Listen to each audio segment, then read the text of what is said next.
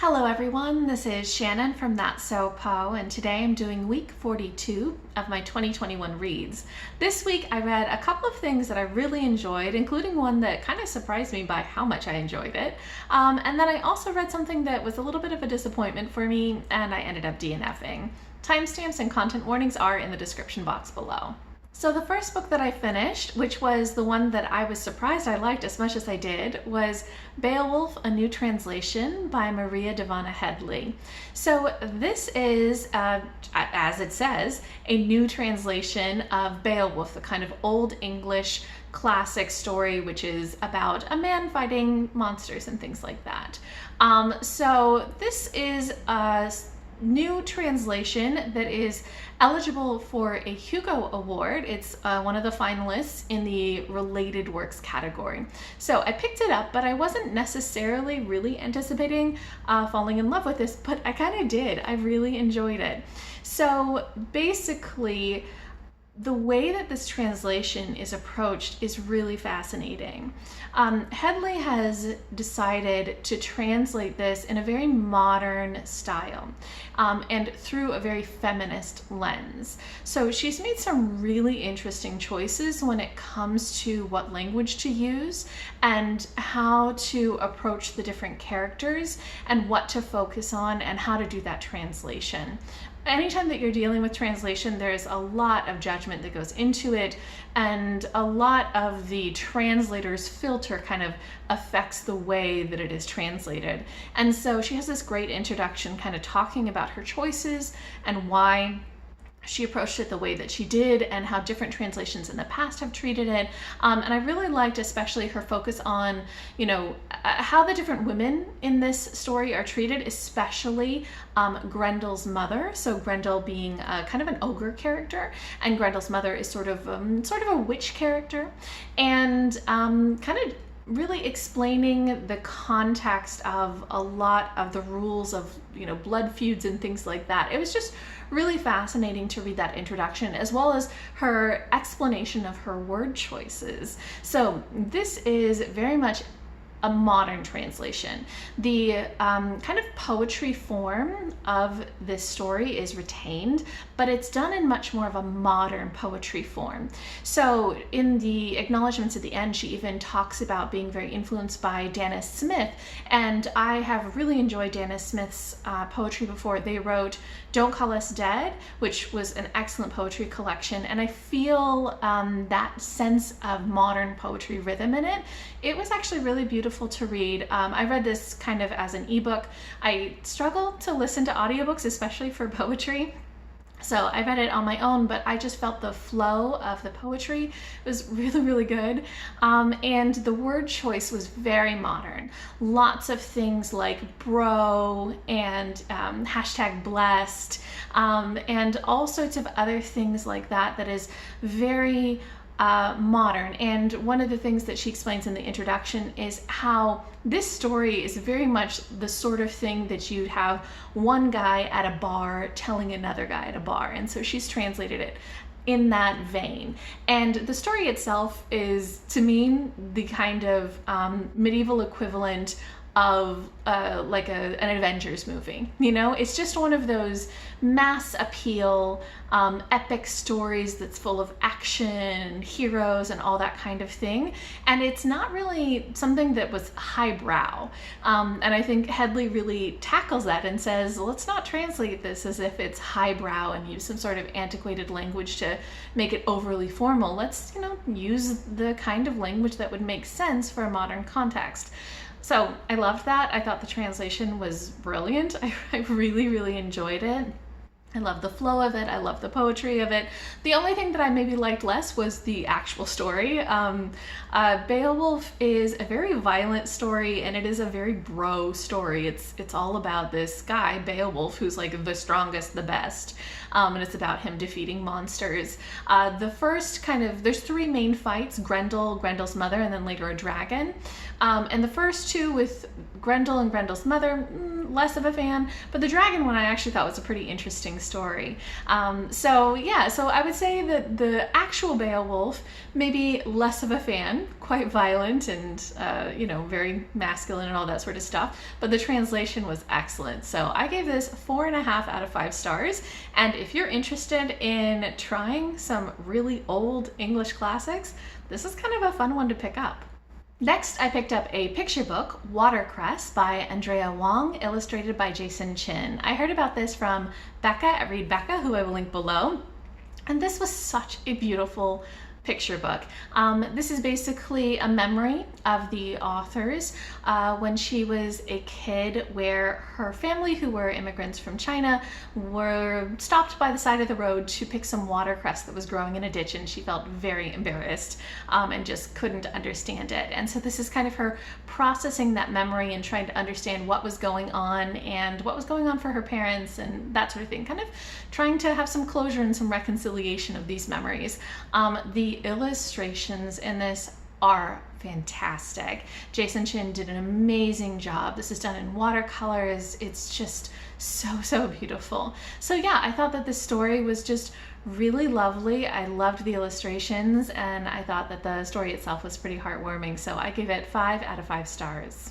And then I did have a DNF, which was Black Sun by Rebecca Roanhorse. So I know that this is a book that so many people have loved, but it ended up not working out for me. And I actually got pretty far into this. I got 64% into this, and then I decided I was done.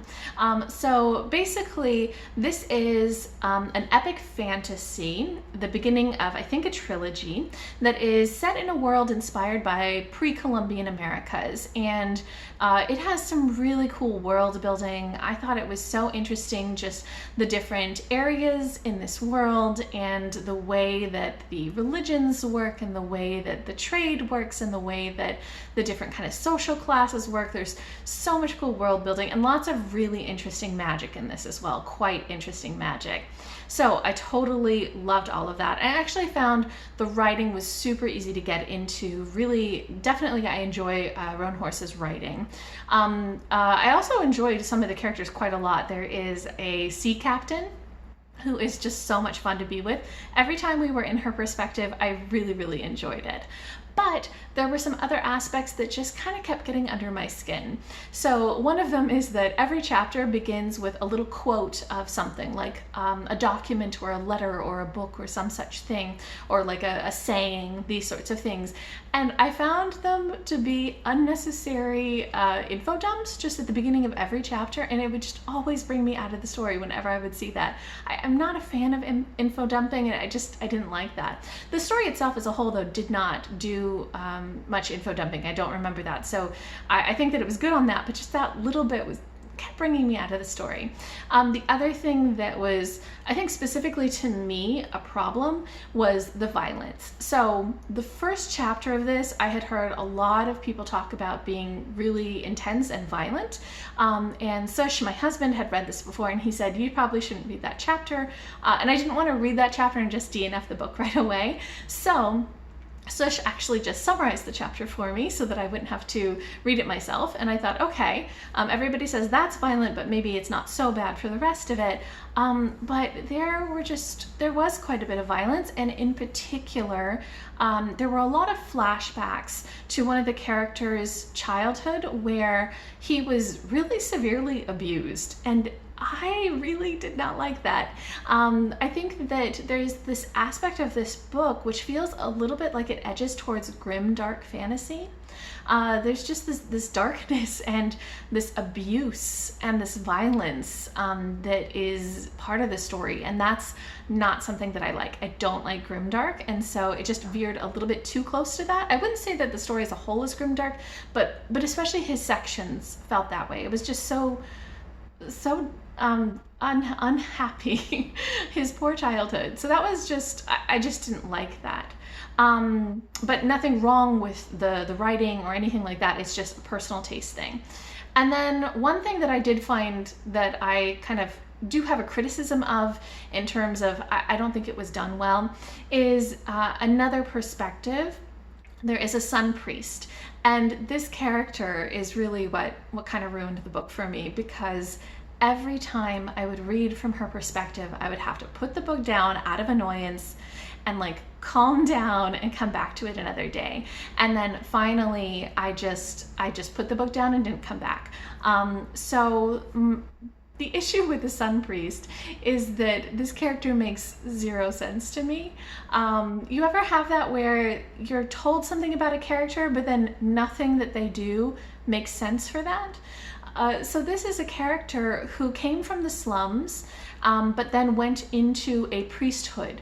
And she sort of hid her past, where she came from, and rose in the ranks to actually ascend. She was chosen to be the next kind of high priest. And as the high priest, we come into her perspective a couple years after she has risen to this position, and she's trying to make some changes in the organization, but she's getting a lot of pushback and a lot of kind of sabotage around her. And the thing that doesn't make any sense is she has zero political savvy. Zero. She doesn't even know the names of the people who are in the great houses, the very powerful like lords and ladies that are in her city. She doesn't even know their names. She has like no intel about anything that's going on. She has zero political intrigue ability. She doesn't like have any spies. She doesn't have anybody that she can actually trust. It's just, I just don't understand how she got to this position. And especially for somebody who kind of had to claw their way up from such a disadvantaged position, she seems so naive. If her character had been something like, she came from a rich, protected household and she was entering this priesthood as a novice, she would make sense to me. But given her backstory and given her position, it made no sense to me, and every time I would read it, it would just drive me a little bit off the wall. So that I didn't like, and I kind of looked at the description for the next book to see if she still plays a big role, and it sounds like she does still play a big role, and I'm just not into it. I don't want to read her story at all. And it's a little sad because I really liked the Sea Captain story. So her I wanted to read more about, but the Sun Priest, I wasn't up for it. So this book didn't work for me, but I know that a lot of other people love this. And I think maybe I'm particularly sensitive to characters that seem illogical, that just, it doesn't make sense what they're doing or how they would get there. So that just could be a me thing. But this is not a series for me, even though I think lots and lots of people love it, and it may be for you. Okay, so that is everything that I read and DNF'd this week. If you guys have read any of these, if you have any thoughts, if you want to read these, if you disagree with me about Black Sun, anything at all, just leave me a comment down below.